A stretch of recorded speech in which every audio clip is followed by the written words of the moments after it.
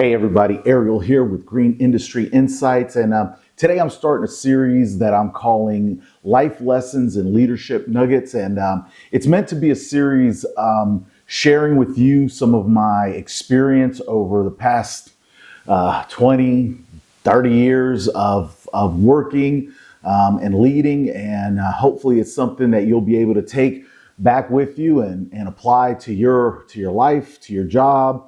And hopefully it'll share something with you that will inspire you to be a better leader, or if you are already a leader, how to identify other leaders and build a team around you.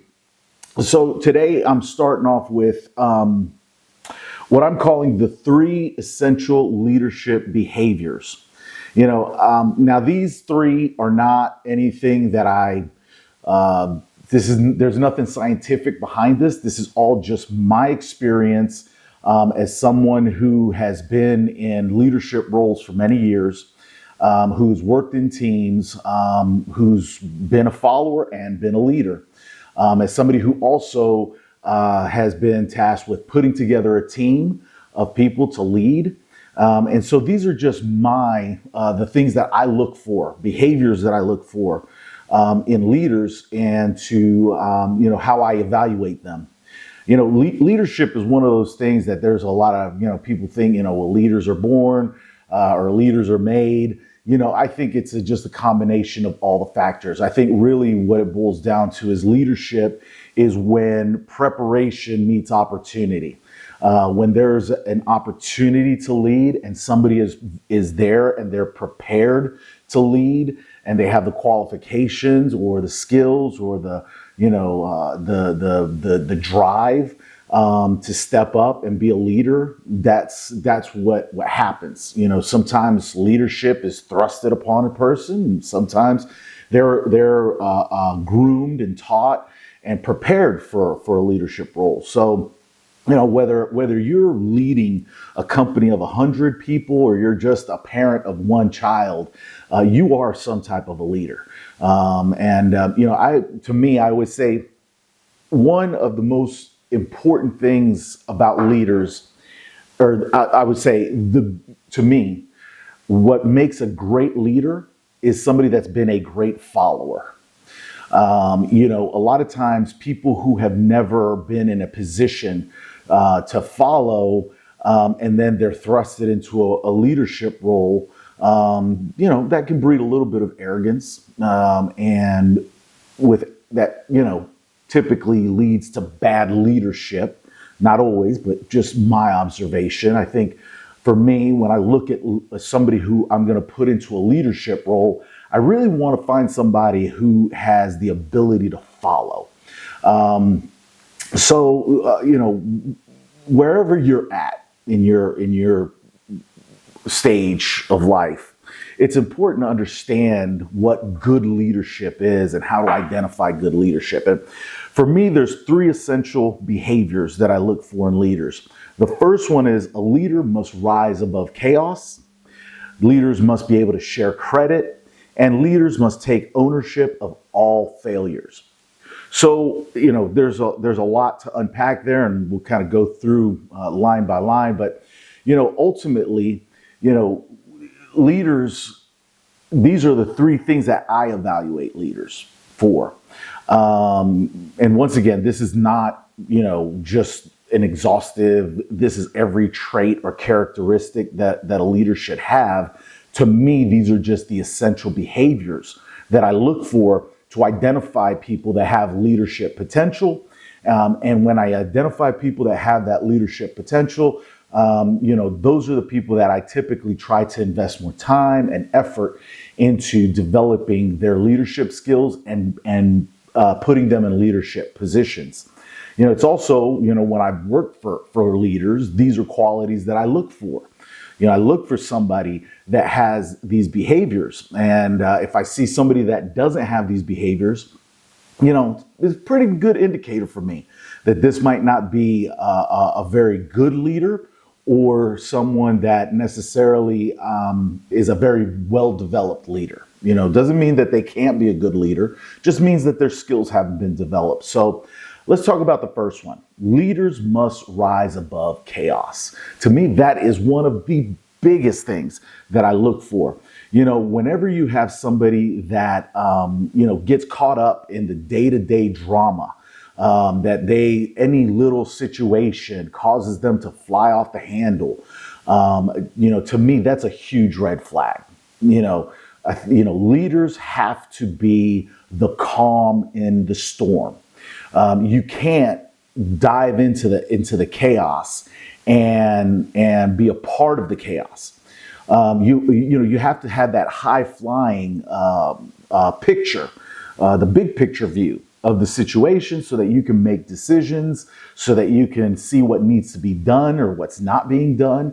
But if you're caught up in the mix and you're caught up in the bullshit, quite frankly, you're just not going to be effective at being a leader. You're constantly going to be distracted. You're constantly going to be frustrated, and in turn, you're going to frustrate all of those around you.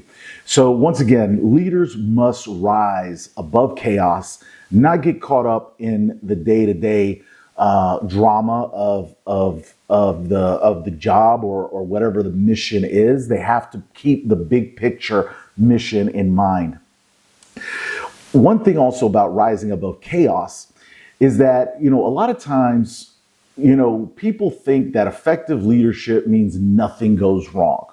To me, when things go wrong or whenever there's problems or mistakes, those are opportunities to solve problems. And I think that's one of the biggest problems that a lot of people have nowadays is they don't want to have no problems at all. What's the fun in that? I mean, look, there's going to be problems. Work is stress. Work is tense. There are moments. It's how you handle that stress, how you handle those moments that will define you as a leader, that will define whoever's leading you. But also, more importantly, is how you become successful. How do you take down these obstacles? How do you meet the pressure of the moment? And you can't do that when you get wrapped up into the chaos. Rising above chaos also requires you to behave well, especially when you don't want to. When I was in the military, it was pretty common to see leaders that would yell and berate. And I won't lie to you, there were times that I even did that as a young leader in the military, thinking that was an effective way of developing leadership was by intimidation. But really leadership is not about intimidating people. It's about inspiring people to be the best that they can be, to rise up to the moment, to achieve the tasks that are before you in the mission. So one of the things that you have to do as a leader is you can't allow chaos to be an excuse for bad behavior. And if you do, we're all human beings. We all make mistakes. Just own up to it. Be that person that when things, you make a mistake, you can look in the mirror, you can look at the people around you, and you can say, hey, I messed up, and fix it, But once again, I think a lot of times there's leaders that they do allow the chaos of a moment to allow them to behave badly, and they use that as an excuse for their bad behavior. And that to me is very piss poor leadership. Quite frankly. So I think that, in order for you to rise above chaos, you have to focus on the big mission. What's the ultimate goal? What's the big picture task? And not get caught up in the drama or the stress of the moment, so that you're able to effectively lead. I had an experience once with a very someone I considered a mentor, and somebody that taught me a lot. And they were I won't say they were they weren't a leader, because they were a leader. I was one of their followers, but I would say that their leadership skills were not very well developed. And it wasn't until many years later, after I kind of reflected on this situation about why that team was unsuccessful and why we weren't able to, because it was a very talented team of people. But ultimately, it came down to this person, this leader, they enjoyed chaos and they enjoyed sowing chaos. Sometimes they would pit managers against each other or employees against each other, or, and whether it was consciously or subconsciously, I really don't know. But I just know that that had a very detrimental effect to the ultimate mission. And ultimately that team failed and fell apart. But once again, leaders must rise above chaos. So, number 2, leaders must be able to share credit. I think one of the things a lot of times that leaders become sometimes kind of a cultish personality, or they become the person that is identified with whatever that company or that team or that movement or whatever the case may be. Whenever that person, whenever that leader becomes the person that is identified solely as the person that is responsible for the success of an organization, that's detrimental to the organization as a whole. Leaders have to be able to share the credit and give recognition to those that are supporting the mission. Sometimes, one of the things that I've always done is I find opportunities to give credit because it builds confidence in your team. There's been times where I've come up with an idea, brought it to a team of people. And when it's presented, I'll give credit to someone else on the team or to the whole team in general, and not take any credit for whether the idea or the success of whatever happened, simply because I want the team to be recognized. So it builds their confidence as we progress and as we move into more challenging tasks. It helps them to have that confidence that they can meet the moment, and they know that they have somebody that's not going to suck up all the air in the room and just want all the credit for themselves. So, to me, this is one big, huge red flag when I see a leader who just has a problem with giving credit to their team or always wants to take credit for any success. To me, that's a huge red flag. I've even been on the other side of it where I had somebody that was leading me. I brought an idea to the person, and the idea was implemented in this workspace, and ultimately this person got all of the recognition for the idea that I brought to them. Quite frankly, it just felt kind of dirty, and I don't think nobody likes that. So remember, give credit where credit is due. When you're leading a team of people, once again, remember, you're there to inspire them to do better. And the one way you inspire people to do better is be respectful of their effort and be respectful of their ideas. And sometimes you got to put yourself, you got to put your team ahead of yourself, and be able to share that credit, because ultimately all you're going to do is build a stronger team of people.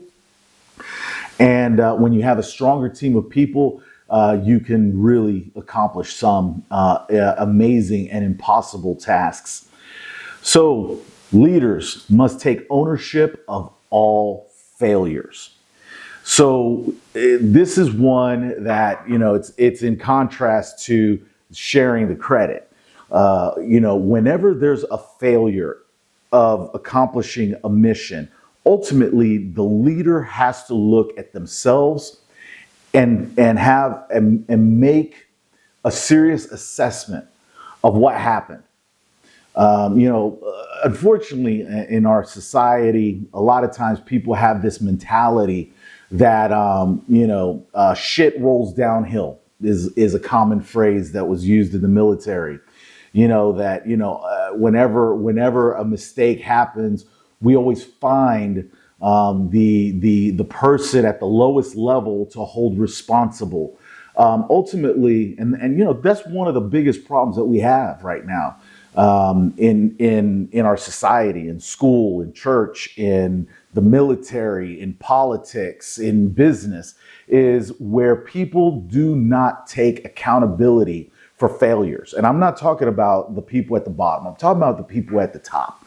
When you are the leader, when you are the person, you got to adopt the mindset that the buck stops here. The buck stops with me. So if there is a failure, it's because I failed. And I failed in some way, whether it's I wasn't providing the right guidance, I wasn't making sure that the team had the right training or resources to accomplish this mission. So whatever the case may be, you got to find the reasons and not look for someone to blame.